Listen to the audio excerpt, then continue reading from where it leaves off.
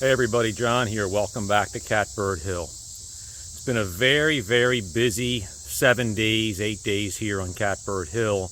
In fact, in this whole area of southeastern Pennsylvania, about, let's see, a week ago yesterday, today is Saturday, a week ago yesterday, we had a tornado that came through our area, passed about maybe a half a mile, 3/4 of a mile from our property here. And there is a considerable amount of trees down. As you can see, this is one of the dead ash trees on our property that fell down in the storm last week. That we knew this tree was dead. It's been dead for a while. We actually had plans on taking it down.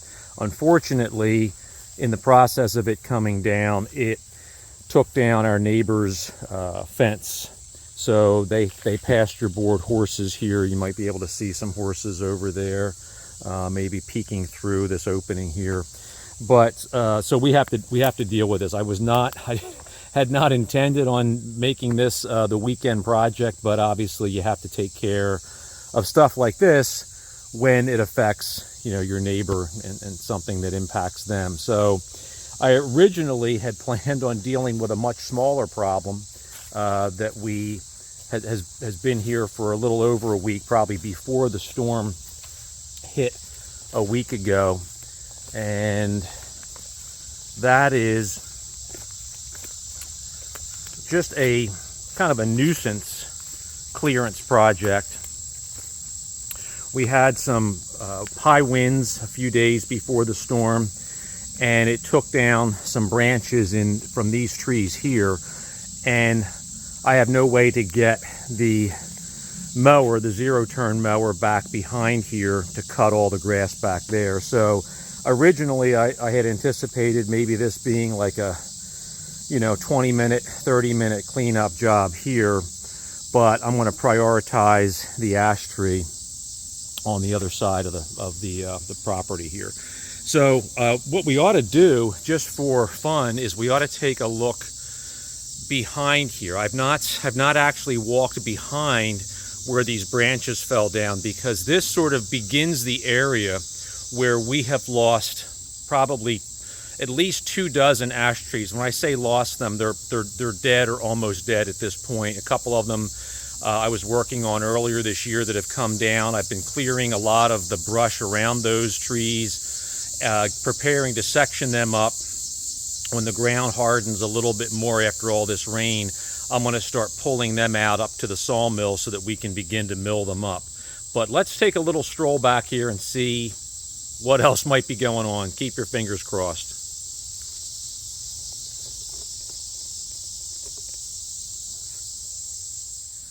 All right, so we made it over that little accumulation of fallen branches, and surprisingly, I really don't see anything significant back here, other than the existing dead ash trees, which, you know, are obviously right here.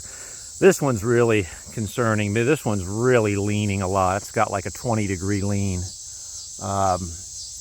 I have a feeling that's just a matter of time before that comes down, unfortunately. It looks, I mean, it's not really going to impact anything. The path that it would likely take coming down, there's really nothing too bad. There's a massive sycamore there that'll probably direct its fall into more of this open area, so that's okay. Here's another one here. Very tall, multi-leadered. But amazingly, none of these came down in the storm. I'm really surprised, actually. That's a beast of an ash tree there. That's probably about 32, 34 inches in diameter at the base. But other than that, not a whole lot to deal with back here, other than the fact that I haven't cut this grass in about 2 weeks. And I've been really working hard here on eliminating some of the non-native invasive material like multiflora rose, oriental bittersweet, some, you know, ground covers that are invasive. What's a popular one back here in this very wet area is called moneywort. I'll show you, try to find an example of that in a moment to show you. But anyhow, I've been just repeatedly cutting back a lot of the dead material. This is all Japanese stilt grass. I'm sure a lot of you are familiar with that. This is the time of the year that you really want to get it down to the ground. You actually want to get it almost to dirt level before it goes to seed. It won't grow after that. It's pretty much nearing the end of its life cycle. It's an annual grass. But the seeds, it produces a ton of seeds. And you can see I've got just, you know, masses of it here. But the goal is to just keep cutting this back, kind of eliminating the seed bank, not letting it make any more seeds. Seed bank goes for somewhere between 5 to 7 years. So I've been repeatedly hitting this every year. When I say hitting it, really using the weed trimmer to just take it down to ground level sometime between now and September. But yeah, so miraculously, as we kind of make our tour here, not seeing anything catastrophic. So let's check out this interesting little saw from Husqvarna.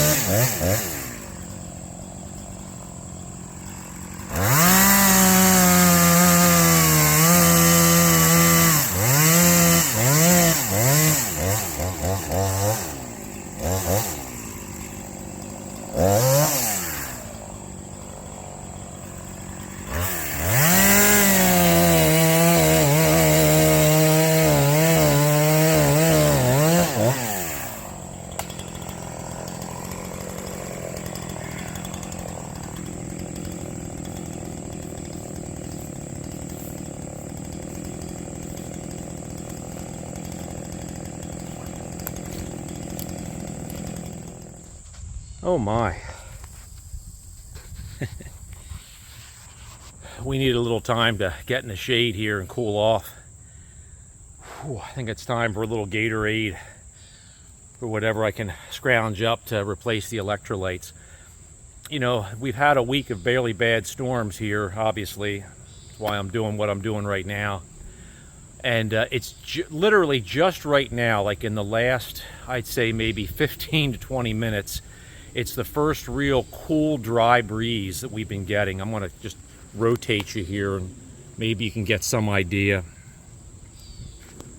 of some of the trees moving there.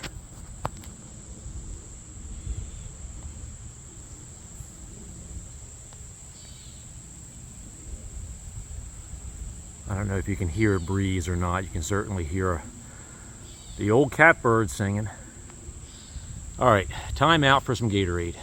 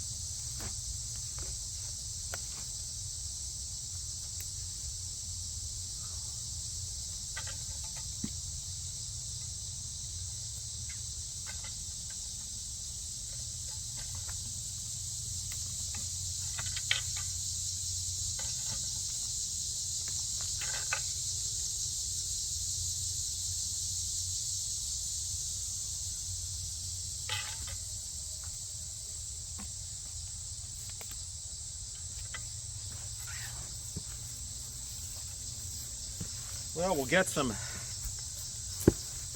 decent firewood and a few nice saw logs out of this ash.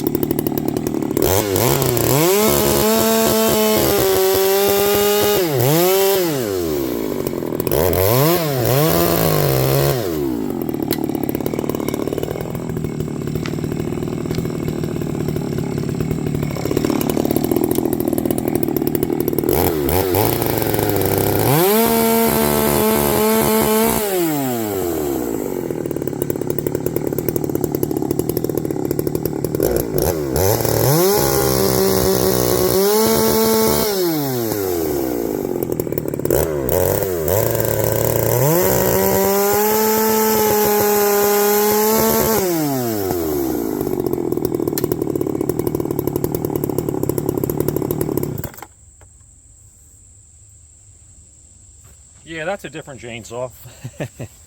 That is a that's a Donnie Walker special right there. That's what Mr. Walker is known for. Taking an already really good saw and taking it up about 100 notches. Okay, so this is what we did probably 90% of the cutting with the Husqvarna 346 XP. That, along with the Steel 026 Pro, probably my two favorite smaller CC chainsaws. So a little bit of history on this pup. You cannot, as far as I know, you can't buy these anymore. I bought this brand new in 2018, so it's coming up on almost 7 years old. And I was very fortunate to find a Husqvarna dealer who was a little more remote, more of a rural dealer. And he actually had one left from years ago before. And so actually, I think I probably bought this in 2019. Yeah, so I think he had ordered this in 2018, had sold a couple and had one left over, so I bought it. And there are actually, as far as I know, and correct me if I'm wrong in the comments on this, but there are two versions of this saw. This is what they call NE, or the new edition, and I believe the major change here was a purge bulb here. I believe the first edition, which ended in the first run of production on these saws, ended in 2011, and then they started producing them again maybe a few years later. And I believe the last year of production was 2018 or 2019, somewhere around there. So this was probably in the last run of these saws. This has been replaced with the 543 XP, which I understand is a wonderful saw as well. But one of the main reasons I bought this, I bought it on reputation. It's a lightweight saw. I believe this is 45 or 50 cc's. I'd have to double check that, but it's in that class, you know, a smaller saw, probably considered more of like a farm type saw in terms of the size of wood it would handle. I've got an 18-inch Pro bar on here, and I'm just, I've always enjoyed cutting with this saw, and I think that from what I demonstrated here, you know, it tore through this ash, which is probably, well, let's see. Ash is probably about 16 to 18 inches, so it's, you know, so it's pretty much the length of the bar, or the width of the ash is the length of the bar. And it tore through it with no problem. You saw it basically devour all of these, you know, the smaller limbs here. I really like it because I can be in a really tight area, although this wasn't, you know, real tight, but I can be in an area where I've got a lot of branches and I've got things I have to worry about, you know, bouncing into or tripping on. I can keep a fairly short bar on that and it'll just rip through the wood like you wouldn't believe. It's what I would call a hot rod saw, stock, right out of the box. That thing feels like it's a ported chainsaw. And it, you know, obviously it doesn't run, you know, like the Dolmar 6100 that Donnie Walker ported for me. Different class of saw totally, but this thing out of the box is just an absolute beast. And it's sort of, you know, I like to think about what would happen if you only could have one or two chainsaws. I think this class of saw, particularly this one here, this Husqvarna 346 XP, would definitely be in a two saw program. Maybe this and a large one, maybe like a 70 cc saw. But absolutely, if anybody is looking at used saws and you happen to find one of these, definitely check it out. You know, I've not seen a whole lot of them come up used on Craigslist or Facebook. I'm sure they're out there, but if you ever get a chance and you're interested in that class of saw, kind of a do-it-all saw on your country property, that's definitely something to seriously consider. Very well made. So we've got a lot of wood here. This is the butt end of the ash that came down, and you can see we're kind of at a crotch here. So I've got a nice chunk of ash to mill there. I'm probably gonna take it off here I've got another crotch end here that looks fairly solid. Not a lot of rot. As we get a little farther up, you're starting to see some of the effects of the emerald ash borer having killed the tree years ago. But these logs here are rock solid. I mean, pretty much everything I cut, you know, before you get much farther out in the field, everything here is really going to be great firewood. The stuff out there is all kind of punked out, and that's just, you know, that's just going to fall apart. So anyhow, did not expect to do this today, but, you know, not bad for about an hour's work. I'm going to get all this thrown over the fence. Anytime that something like this happens, and I don't know how you folks feel, but anytime something like this happens, I kind of stop everything else. Like whatever other projects I have, if something on my property, you know, occurred, you know, act of nature, act of God, whatever, and it's affecting a neighbor of mine, I am going to be out there at the earliest possible moment to deal with that. I think that's just how it should be. So I haven't even contacted my neighbors yet. This is very much toward the back of their property. They probably haven't been back here in a few days. So I'm gonna text them and say, hey, you know, you got your fencing down in the back. You might want to get it back up because it's electrified and it is used to keep the horses in. Although rarely do I ever see the horses back here. And so, you know, just common courtesy. You know, you want to take care of your neighbors. That's really how we all should be. But anyhow, a good haul of wood, and you know, good couple. It's probably going to end up being almost 2 hours by the time I'm all done cleaning this up. A good 2-hour workout. Stay tuned for a couple minutes. I've got something really important to do.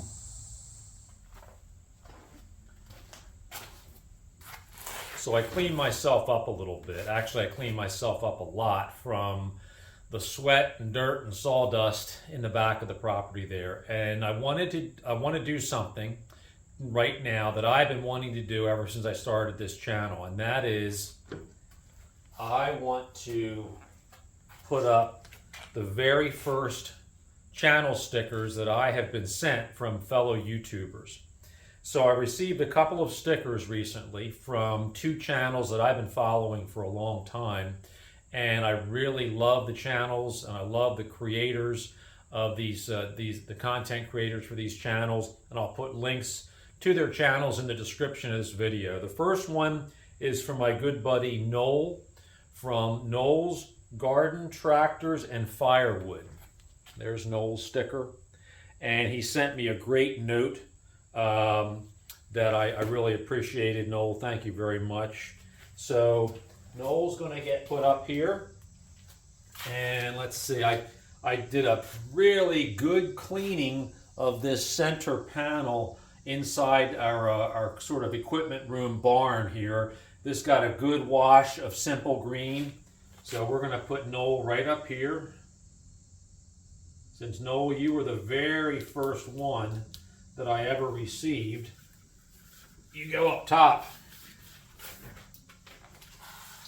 Now the second one is from another great channel and a great guy, and that is Tractor Talk with Gary. Gary, who's out in Iowa, he also sent me a wonderful note here.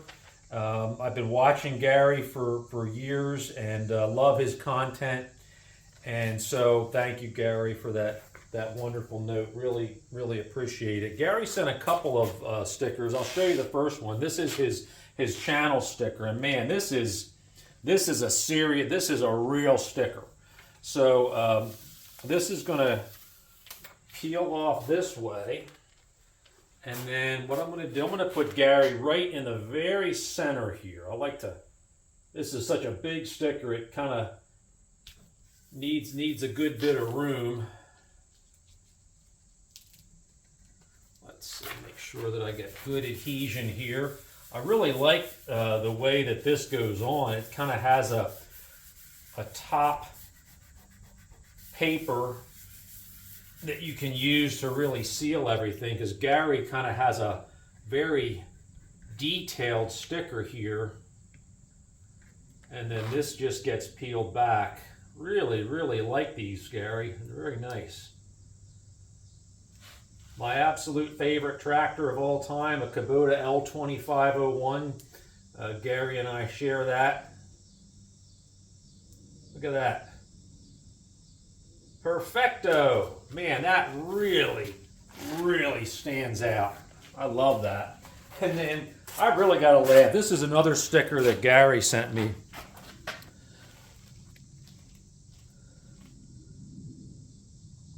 That's cool. So what I'm going to do is I'm actually going to put this on the door as well.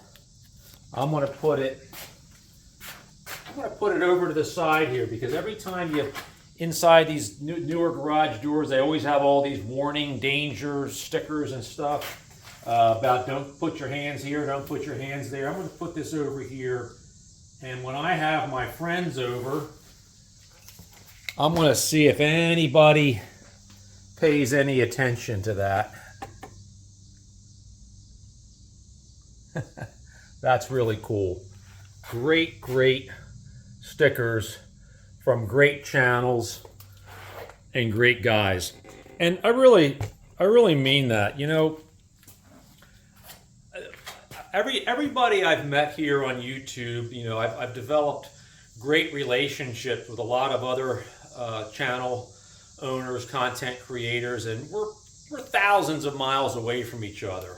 I did a video maybe a year and a half ago about all these great guys I've met who are in Canada, and Noel is in Canada, and there's Ben from Canada as well when work is play, and you know, and Paul from Gelling Outdoors, you know, just great guys, and I mean this when I say that I wish we were all neighbors. I wish we all lived on the same road, because I think we'd be together a lot, helping each other with our projects. But we can't be, and YouTube allows us to get as close as we can. And when I start to travel, when I retire, hopefully I'll get out and meet you all, and we can actually have some time together to work, cut some wood, or split some wood, or you know, cut some trees down, whatever. We'll have a blast. Anyhow, thanks so much for watching. Thanks, guys, for the stickers.